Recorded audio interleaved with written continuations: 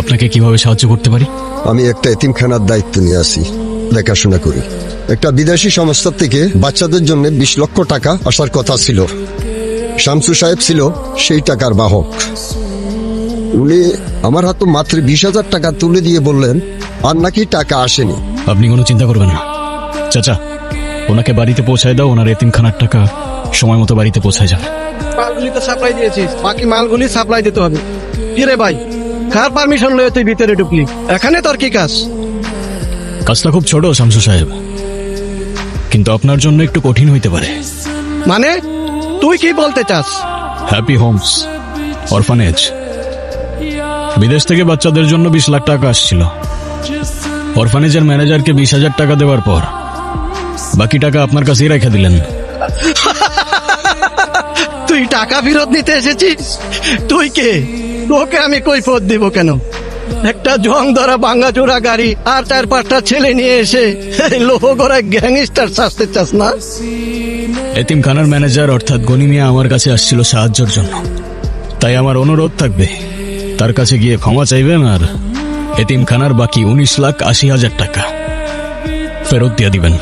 আমি কামরুজ্জামান ভাইয়ের লোক। তুই ভয় পাচ্ছস না? আমি জানতাম তুই ভয় পাবি। তোকে আমি 1 টাকাও দেব না, যা পারিস করিস।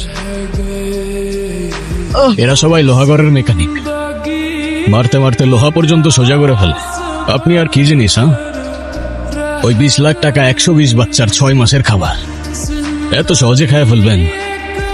কাল সূর্য ওঠার আগে যদি বাকি টাকা গনি চাচার হাতে না পৌঁছায়, আপনার এমন ব্যবস্থা নেওয়া হবে যে আপনার কামরুজ্জামান সাহেব 7 জন্মে আপনাকে খুঁজে বের করতে পারবে না। আর ভুল হয়ে গেছে, আমার মাফ করে দেন। আচ্ছা সমস্যা নেই ভাই, আমার বিদেশি 60টা মাল লাগবে, আমি অ্যাডভান্স করে দিতেছি আর বাদ বাকিটা পরে দিয়ে দিতেছি। ভাই ছবি তোর কাছে। আমার আজান আসে না এখনো। আজান আসলে খাবো, এখন খেতে ভালো লাগছে না। মনে হয় না? মা করবো। কেমন আছো? শরীর কেমন এখন তোমার? এই তো বাবা, এখন তুই আসছিস না, এখন আমি সুস্থ হয়ে যাব। ওষুধ খেয়েছো? ওষুধ খাওনি এখনো তুমি?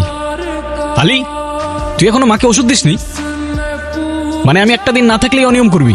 কিছু বলি না দেখি কি মাথায় উঠে গেছিস তুই? ভাইজান আমি তো সেই কখন থেকে চেষ্টা করতেছি, আমার তো একটা নলাও নিল না। সেই এক কথা, আজান আসুক তারপর খাবো। আলীর কোনো দোষ নাই। হ্যাঁ হয়েছে, তোমার আর ওর হয়ে ওকালতি করতে হবে না। দে আমাকে, দে, আমি খাইয়ে দিচ্ছি। এই যে তুমি যে অনিয়ম করো, হ্যাঁ আমার কথা শোনো না, জেদ করো, এটা কি তুমি ঠিক করো? হ্যাঁ, তোমার যদি কোনো ক্ষতি হয়ে যায় সব থেকে বেশি কষ্ট কে পাবে, তুমি না আমি? এটা বোঝো না তুমি? তুই যেন আমার কত কথা শুনিস, একদম সব অক্ষরে অক্ষরে পালন করিস, তাই না? যে বাসাটা খালি খালি লাগে, আমার একটা সঙ্গী দরকার, বিয়ে শাদী কর। কে শোনে কার কথা? চিনতে পেরেছো তাহলে? হ্যাঁ, গ্যারাজের কাজকর্ম ফেলে আজকাল পুরো লোহাগারের দায়িত্ব নিয়েছো নাকি তুমি? যেটা বলতে চাচ্ছেন ঘুরিয়ে পেঁচিয়ে না বলে সরাসরি বলুন না।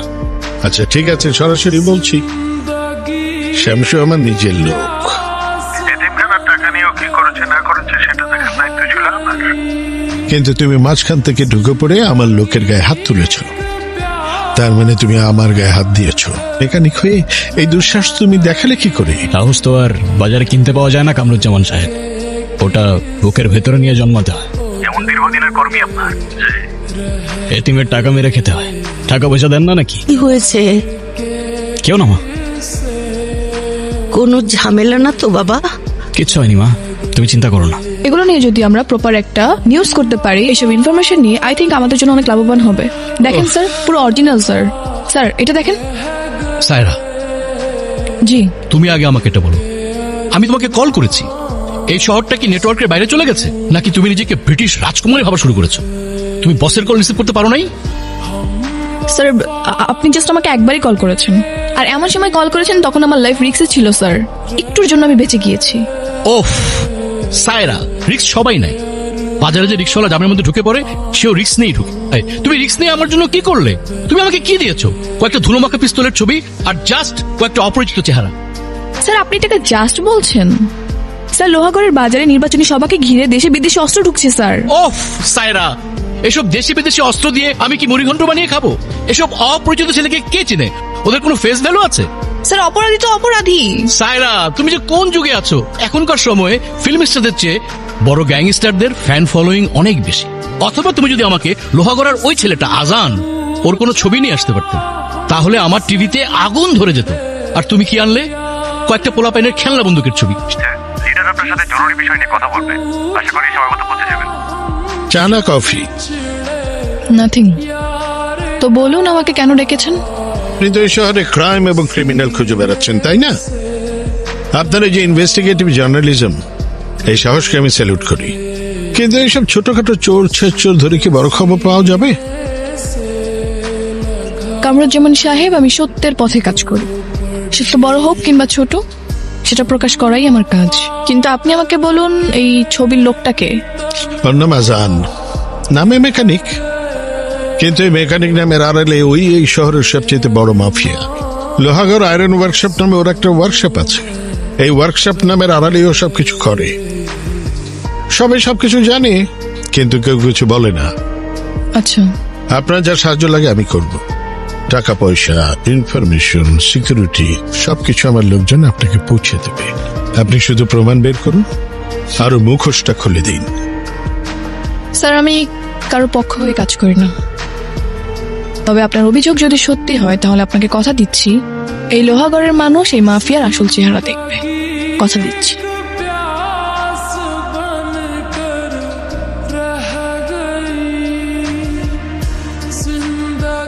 ভালো করে লাগাইস, কাস্টমার খালি কমপ্লেইন দেয়। কি ব্যাপার বলুন তো? আপনি তো দেখছি ছায়ার মতো আমার পিছু নিয়ে আছেন। ফলো করছিলেন কেন আমায়? আপনার এই নীরবতা কিন্তু অনেক কথা বলছে। আপনি যদি আরো চুপ থাকতে চান, তাহলে সেটা কিন্তু উল্টো আপনার ক্ষতির কারণ হতে পারে। আমি আপনার ইন্টারভিউ নিতে চাই। ক্যামেরার সামনে বসে সত্যি কথা বলার সাহস কি আপনার আছে? ইন্টারভিউ? আমার মতো একটা নগণ্য মেকানিকের কথায় এই দুনিয়ার কার কি যায় আসে? তারপরেও কি সত্যি জানতে চান বলুন? আপনার এই গ্যাংস্টার বা মাফিয়াগিরির কাজ কতদিন ধরে চলছে? আমরা তো সামান্য মেকানিক, গাড়ির মেরামত করি। কিছু মানুষের মেরামতও করতে হয়। তাই গ্যাং নিয়ে প্রকাশ্যে মারধর করছেন, আইন হাতে তুলে নিচ্ছেন। আপনার কি তাদের জন্য একবারও মায়া হয় না? আপনার কি মনে হয় না আপনি সমাজের জন্য একটা অভিশাপ? আপনার ভুল ধারণাটা আমি বুঝতে পারছি, কিন্তু আগেই তো বললাম, মানুষের চোখের জল মোছার জন্যই আমরা মানুষের মেরামত করি, কারোর ক্ষতি করি না আমরা। একজন জলজান্ত খুনি বলছে সে নাকি কারো ক্ষতি করে না। হাস্যকর। এটা বলুন, যদি আপনি কিছু করেই না থাকেন, তাহলে ওই লোকটাকে আপনি এভাবে কেন মারলেন? কি করেছিল উনি? এই পৃথিবীতে অনেক সময় এরকম হয়, যেটা দেখা যায় সেটা হয় না, আবার যেটা দেখা যায় না সেইটাই হয়। ওনার জামাই খালি মারধর করে। আমি বাধা দিছি দেখে আমার অনেক মারধর করছে। নেশার টাকার লেগে আমার প্রতিদিনই মারধর করে। হ্যাঁ ভাই, কি কাশেম কে লেগা? ও আপনাদের কাছে বিচার দিছে? হ্যাঁ, ও আমার বউ, আমি মারি আর ধরি, এ আমার ব্যাপার। যেই মেয়েরে তার বাবা রাজকন্যার মতো বড় করে তোর হাতে আমানতের মতো তুলে দিছে, তার গায়ে তুই হাত তুলিস? এত সাহস তোর কে দিছে হাত দিয়ে সেকেন্ড বার তোর বউরে তুই মারতে যাস? আর কোনোদিন মারবো না।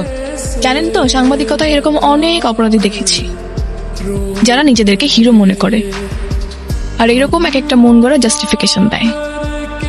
সত্যিটাকে যদি আপনি গল্প মনে করেন সাইরা সাহেব, তাহলে গল্পটাই সত্যি। এই লোহাগড়ের ধুলা থেকে মানুষের দোয়া, সবই আমার আপন। মা, অনেক রাত হলো তো, হ্যাঁ খাওয়া দাওয়া করবি না? আই খেয়ে নে। তুমি খায় নাও মা, আমি পরে খাবো নি, হাতের কাজটা শেষ করে। ঠিক আছে, কাজ সেরে তো খেয়ে নিস মা। ওকে। আজকে কিন্তু তোমার সাথে একজন দেখা করতে আসছে। আমার সাথে আবার কে দেখা করতে আসবে? আসবে মা, আসবে। অনেকদিন বাঁচবেন আপনি। মাকে আপনার কথাই বলছিলাম আর আপনি চলে এলেন। আমার মা। আন্টি আসসালামু আলাইকুম। ওয়ালাইকুম আসসালাম। বসো মা, বসো। তুমি দেখতে তো খুব মিষ্টি। নাম কি তোমার মা? আন্টি আমি সায়রা। ও, আপনি কেমন আছেন? আপনার শরীর সুস্থ তো? একটা স্টেশনে বসে আছি, জীবনের শেষ ট্রেনটা কখন আসবে সেই অপেক্ষায় আছি। এই মা, কি বলছো তুমি? হ্যাঁ, ভাইজান আপনি না থাকলেও আম্মা এইসবই বলে খালি। ওরে বাপরে, কত নালিশ। আচ্ছা ঠিক আছে, আর বলবো না। দুজনের পরিচয় কবে থেকে কিভাবে হলো? আন্টি আমি উনি সাংবাদিক মা। তোমার ছেলে যে পুরো শহর জুড়ে অশান্তি করে বেড়ায়, সেটা নিয়ে উনি তদন্ত করতে চায়। তোমার ছেলেকে নিয়ে বড় একটা রিপোর্ট বানানোর ইচ্ছা তার। হ্যাঁ কি বলেন ভাইজান? হ্যাঁ, মানে আমার ছেলেকে কিছু করেছে, বড় সড়ো তদন্ত হবে। মানে কি, কোনো সমস্যা? না আন্টি আন্টি ওরকম কিছু না, আপনি ঘাবড়াবেন না, উনি মজা করছে। কি খাবেন বলুন? আপনারা এখন রান্না বান্না করবেন? না না, এত কষ্ট করার কোনো দরকার নেই। আরে কিসের ঝামেলা আপা, আগুন দিয়ে রান্না করবো, গরম গরম পরিবেশন করব। কি বলেন আম্মা জান? একদম ঠিক আছে, তুই রান্না কর। আজকে লোহাগড়ের 1 নম্বরের মাটন বিরিয়ানি বানাতে হবে। চলেন ভাইজান। চল। এরকম একটা মানুষের ব্যাপারে কেউ খারাপ কি করে বলতে পারে? তো মানুষ চিন্তা ভুল করে ফেলছিল। যে ছেলে নিজের মায়ের এভাবে যত্ন নিতে পারে, সে আর যাই হোক মানুষের ক্ষতি করতে পারে না। যাকে নিয়ে রিপোর্ট করলে আপনার ক্যারিয়ারের মোড় ঘুরে যাবে। আপনি আমাকে লজ্জা দিচ্ছেন? আরে না না, হয়তো তিনি ভুল কিছু বলেননি। আরে কোথায় যাচ্ছেন? চলে আসছি তো আমার বাসায়। এটা আপনার বাসা? হ্যাঁ। ঠিক আছে, খোদা হাফেজ। ধন্যবাদ। ধন্যবাদের কোনো বিশেষ কারণ? এই যে আমার ভুলটা ভাঙানোর জন্য। তুই আমার কোলে থাকলে আমার সব সময় অনেক শান্তি লাগে। আজকে যে এই মেয়েটা এলো, মেয়েটাকে আমার খুব ভালো লেগেছে।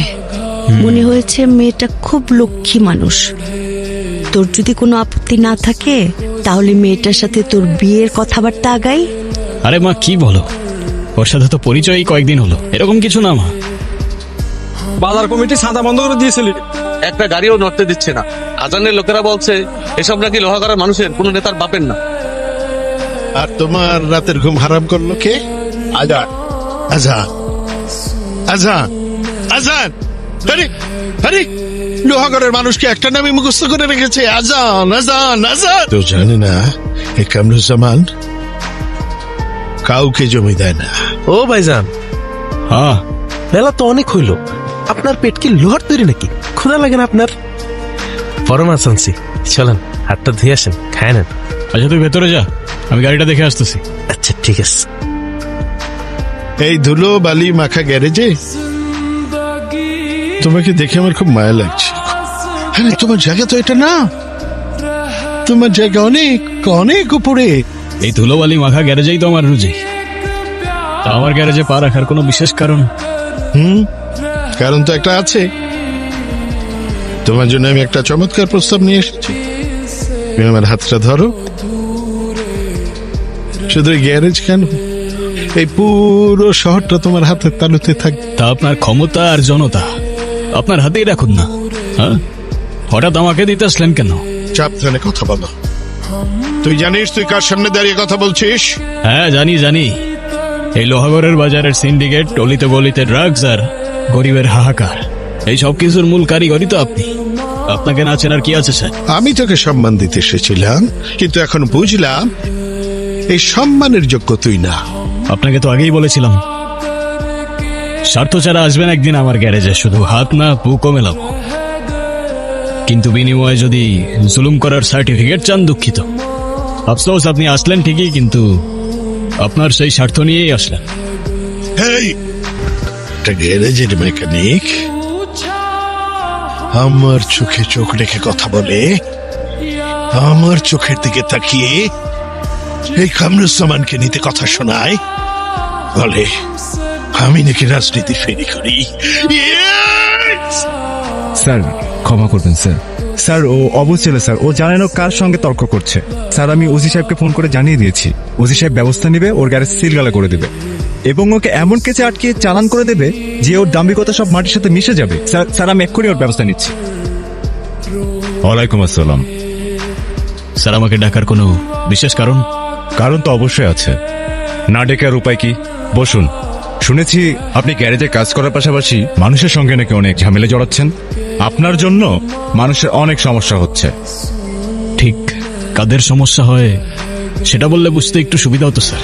এই ইনফরমেশন পেয়েছেন তাকে বলবেন প্রমাণ সহ সামনে আসতে, তাহলেই সবকিছু ক্লিয়ার হয়ে যাবে ইনশাআল্লাহ।